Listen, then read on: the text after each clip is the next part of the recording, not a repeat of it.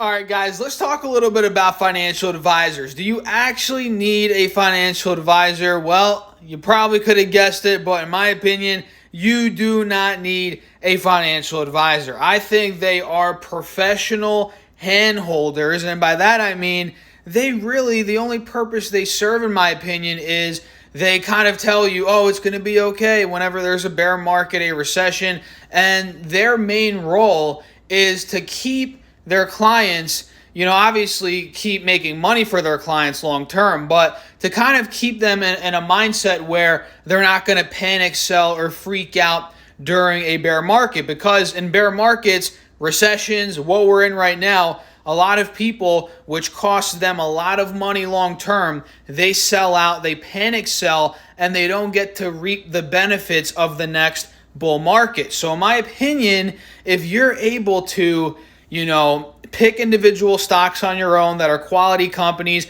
if you literally just know how to invest in the S&P 500, which everybody can do that, if you can invest in the S&P 500 and just not sell during bear markets, you don't need a financial advisor. I'm not even kidding. And I'm not a financial advisor. I can't give you financial advice. This is not financial advice, but in my opinion, financial advisors, they are just professional hand holders. They hold your hand through the bad times.